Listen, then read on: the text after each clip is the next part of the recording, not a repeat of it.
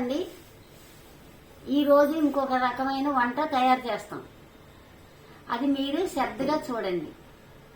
తర్వాత మీరు ఎప్పుడు వండుకునేటట్టు కాదు, మా పాత రకం వంట రకం లాగా చేస్తాను. అది దాని రంగు రుచి ఎలా ఉంటుందో మీరు నేను చేస్తుంటే మీరు చూస్తుండండి.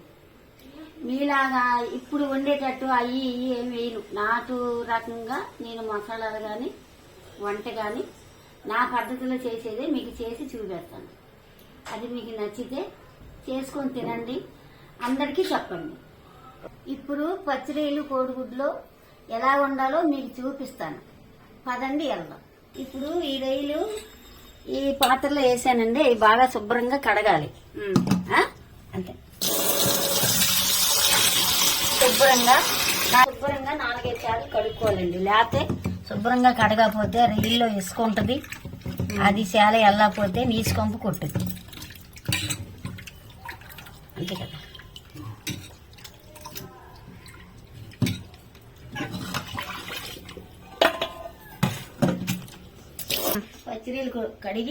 పచ్చిరొయ్యలు కడిగి పక్కన పెట్టుకున్నాం.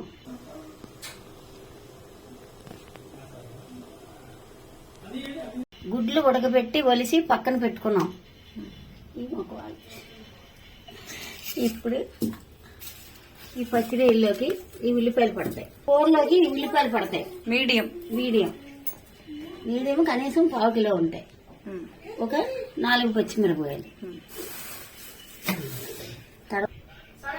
ఉల్లిపాయలు సన్నగా తరిగి పచ్చిమిరకాయలు 4 పచ్చిమిరకాయలు కోస్తున్నాం. ఇలాగా చిన్నగా కోసుకోవాలి. పులుసులు అయితే పొడుగ్గా కోసుకోవాలి. వెలిగించి కళాయి పొయ్యి మీద పెడుతున్నా. పెట్టి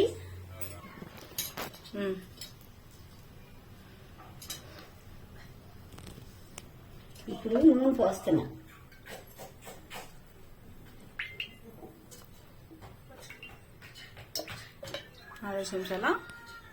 అంటే ఉల్లిపాయలు ఎక్కువ కోసానుగా ఏగాలి. తాగిన తర్వాత గుడ్లు వేపుతాం కదా, చిటికెడు పసుపు వేస్తే గుడ్లు అంటుకోవు.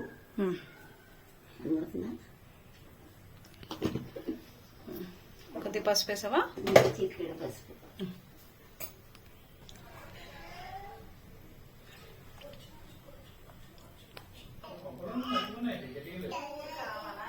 ఇప్పుడు నూనె వేడెక్కింది.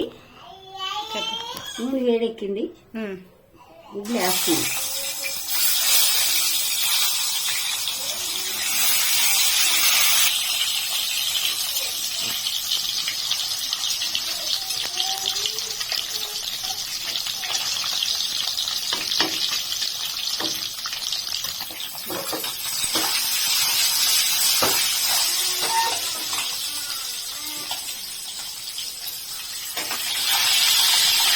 కొద్దిగా ఎర్రగా వేస్తే టేస్ట్ బాగుంది.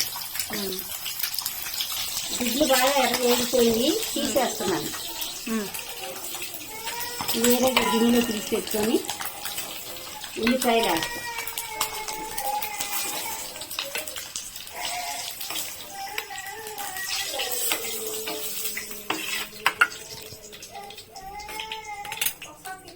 ఇప్పుడు ఉల్లిపాయ ముక్కలు చెప్పు. ఇప్పుడు ఉల్లిపాయ ముక్కలు పచ్చిమిరపకాయ ముక్కలు వేస్తున్నాం.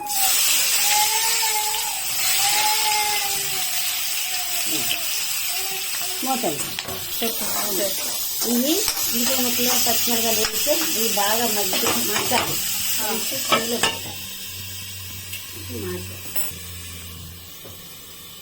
ఉల్లిపాయలు మగ్గాయేమో మూత చూస్తున్నాం. ఇంకా కొంచెం మగ్గాలి. ఉల్లిపాయలు బాగా మగ్గితేనే కూర గ్రేము బాగా కనబడుతుంది, రుచిగా ఉంటుంది, అందంగా వస్తుంది. ఇప్పుడు మసాలా చేద్దాం. ఒక అర చెంచా గసగసాలు, జీలకర్ర ఒక అర చెంచా, ఒక అర చెంచా. ఏంటివి? ధనియాలు,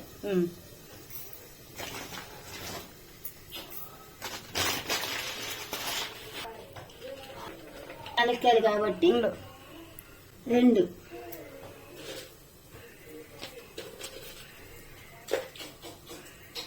ఇవి ఒక 4, లవంగాలు. లవంగాలు.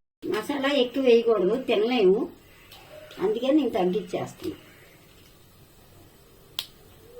ఇదిగో చెక్క, చిన్న ముక్క.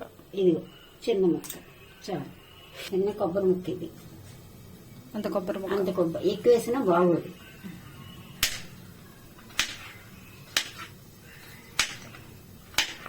ముక్కలు కట్ చేసి ఇందులో వేస్తాను. ఇదిగో ఒక అర చెంచా అల్లం, అల్లం వెల్లిపాయ. ఏమో చూస్తున్నాను, మగ్గిపోయింది. ఇలాగ మగ్గాలి వెళ్ళిపోయాయి. కనబడుతుందా ఇంత బాగా? అదేమో రంగు, గోల్డ్ రంగులు వస్తాయి కదా, ఏ రంగు? Golden brown. ఈ రంగులో వస్తే బాగా మగ్గిపోయినట్టు. చూపించి రైలు వేస్తున్నా, ఇందులో రైలు వేస్తున్నా. ఎన్ని ఎన్ని అరకిలో రైలు అవి? ఈ అరకిలో రైలు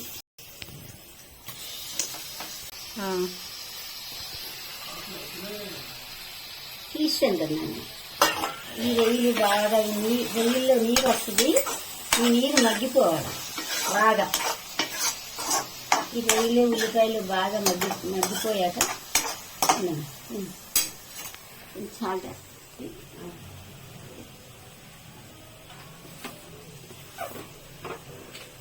ఇది సాల్ట్ వేస్తున్నా. ఎంత?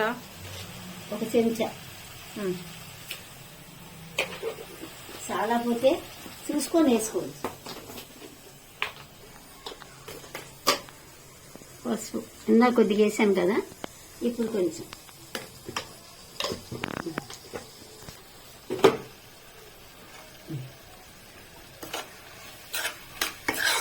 బాగా ఈ నీసు ఇదంతా ఈడిపోతే కూర నీసు వాసన రాదు, మంచి వాసన వస్తుంది. వాసన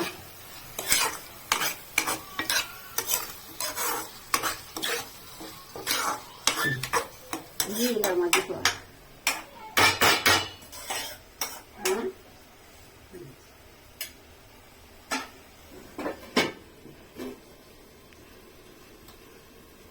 రొయ్యల్లో ఎన్ని రకాలు వచ్చి నీకు? ఎన్ని రకాలు అన్నాడు. రైలు ఎప్పుడు వచ్చు, రొయ్యలు పులుసు వచ్చు, రొయ్యలు వేపుడు వచ్చు, రొయ్యలు పులుసు వచ్చు, రొయ్యలు ఉత్తి రొయ్యలు ఇగురు ఉండొచ్చు, వంకాయ రొయ్యలు ఉండొచ్చు, చింత చిగురు పచ్చి రొయ్యలు ఉండొచ్చు. అది చింత చిగురు పచ్చి రొయ్యలు ఇంకా వాడు. అమ్మా ఇది ఇందులోనా జీడిపప్పు లేకపోతే కొద్దిగా నువ్వులు వేసుకోవచ్చు. అది ఎక్కువ కాకుండా తగుమాతుగా. చూపు చూడు, అన్ని వేసి అందబెడితే అంతంత కూరలైనా అంత ఇదిగా వస్తాయి. వంటలు వేస్తాం అనుకో, ఇగురు కదా అది, ఇగురు జీడిపప్పు రద్దు తెచ్చి అది కొబ్బరి గసగసాలు పెద్ద వంటలో పుచ్చపప్పు ఇవన్నీ నానబెట్టి కొబ్బరి కొట్టి వేసి నానబెట్టి రుబ్బి 10 కిలోలు 20 కిలోలు మాంసం వేస్తాం. అందుకే ఆ కూరలు అంత కలర్గా ఉంటాయి, అంత అందంగా అంత రుచిగా వస్తాయి. పుచ్చపప్పు వేస్తే టేస్టా? చాలా బాగుంటుంది పుచ్చపప్పు. దీని కాదు, పెద్ద వంటలో ఇప్పుడు 10 మందికి ఉండేవనుకో అవన్నీ తెచ్చుకోవాలా. ఇందులో కారం స్పూను, మళ్ళీ ఒక అర స్పూన్, ఎందుకంటే తీగా లేకుండా రుచిగా ఉండదు. నీసుకూరలో అయినా కారం ఎక్కువ వేయాలి, వేయకపోతే కానీ బాగోదు, మనం తినలేము, తీగా ఉంటాయి.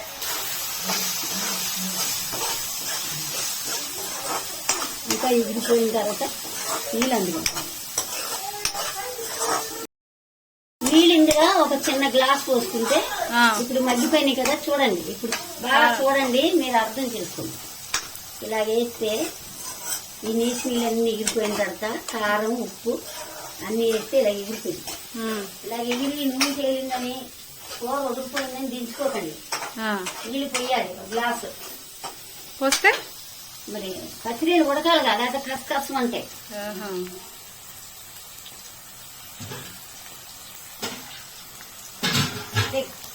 ఇది 1 కిలో రేలు కాబట్టి 1 గ్లాసున్నర నీళ్ళు ఆ నీళ్లు పోయిపోతే ఉడకలేదనుకోండి, తింటుంటే కసలు ఆడతాయి. ఇప్పుడు ఇలా ఉడకబెట్టి తిన్నాం అనుకోండి, చాలా బాగుంటుంది. ఇది చూడండి, ఏపిన గుడ్లు వేసేస్తున్నాను ఇందులో.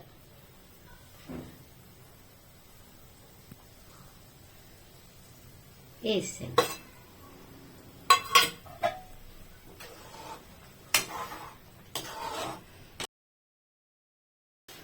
సిమ్లో పెట్టాలి. నీళ్ళు వేసామని పెద్ద మంట పెట్టితే నీళ్ళు ఎగిరిపోతే, నీళ్ళు వేసామని పెద్ద మంట పెట్టామనుకోండి నీళ్ళు ఎగిరిపోతాయి. ఆ రెయ్యలు ఉడకవు. రెయ్యలే గాని చికెనే గాని నీళ్లు పోసిన తర్వాత తరువాతగా మంట పెట్టుకోవాలి. సిమ్లో మీడియంలో పెట్టుకుంటే ఆ నీళ్లు సన్నగా ఎగురుతాయి, కూర చక్కగా ఉడుకుద్ది. మా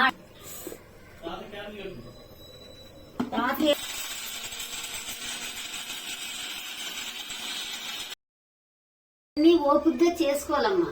గాబరాగా చేసేసి అక్కడ పక్కన పడేసామంటే చేసుకున్న వంట దండగా పడిన కష్టం వృధా అయిపోదు, తినడానికి కూడా ఇబ్బంది అయిపోదు. ఇప్పుడు ఇది చేస్తున్నాను చూడండి మీరు.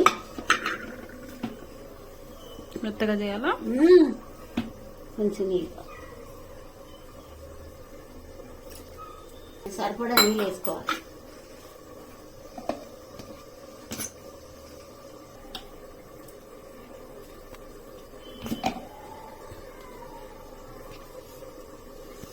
మాంసం కూరలోకి కానీ, ఏట మాంసం కూరలోకి కానీ, పచ్చిరేలు ఇగురులోకి కానీ ఈ మసాలా అయితేనే మంచి రుచి వస్తుంది. ఈ మసాలా పొళ్ళు, ఈ అల్లం వెల్లిపాయి ఇవన్నీ వేస్తే ఈ మసాలా రుచి అవి రావు. ఆ రుచులు వేరు. ఈ రుచి చూడు, చెప్పు. ఇది ఉడికిందో లేదో మధ్యలో కలుపుతూ ఉండాలి, లేకపోతే అడిగొస్తుంది. మాడిందంటే బాగుంది, వాసన వేరే ఉంటుంది.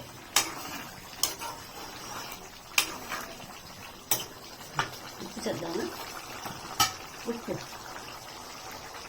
ఒకసారి ఉప్పు చూద్దాం.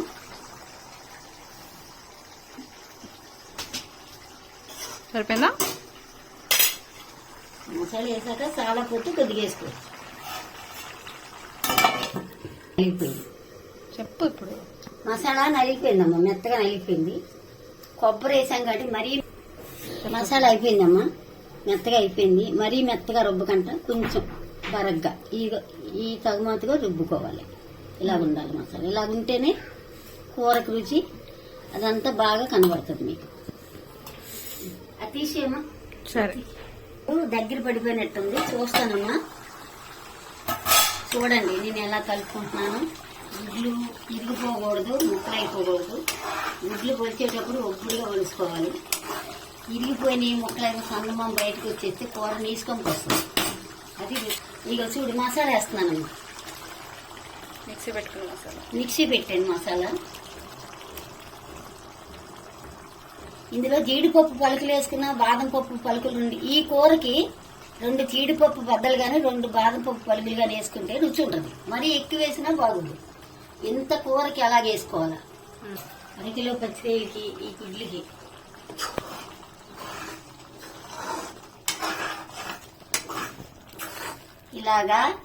ఇలా చేసుకుంటే గ్రేము ఉంటుంది, మీకు కలుపుకొని తినడానికి రుచిగా ఉంటుంది.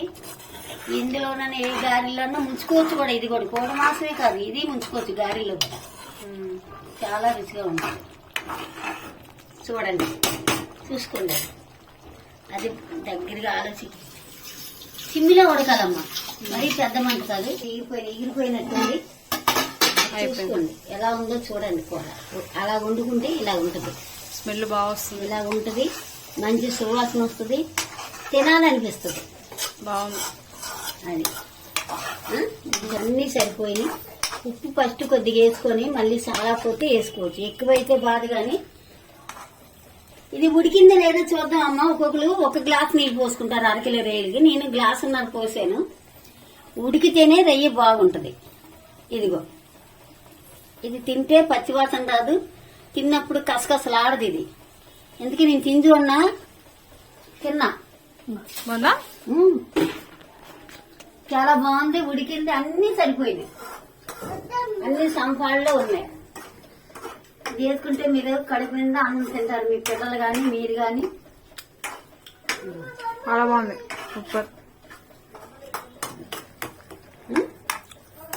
ఇప్పుడు తట్టుంటారు. ఇలా చేసుకుంటే రుచిగా ఉంటది, బాగుంటది. కొద్దిగా శ్రమ ఏమేమి కాదు, కొంచెమే మసాలా, అందులో ఏమీ కాదు అయ్యే ఇయ్యి అయి తావాలి ఈ తావాలి ఏమి ఉండదు. ఘాటు కూడా లేదు ఎక్కువ. ఘాటు ఉండదు. ఎంత వేసాం ఇంతే వేసాం, అన్ని ఒక్కొక్కటి వేసాం. సంపాడలో బాగా సరిపోయింది అది. ఇంకా ఈ కొన్న మసాలా అయ్యాయి నాకు చేత కదమ్మా, నేనైతే ఇలాగ నాటు పద్ధతిలో పాతకాలం పద్ధతిలో వండుతాను. మీరు చేసుకొని తిని మీకు నచ్చిందంటే నాకు మీరు సపోర్ట్ గా మీరు నిలబడండి. నేను చెయ్యాలనే చేస్తున్నాను, నాకు ఇంత వయసు వచ్చినా నేను చెయ్యాలని చేస్తున్నాను.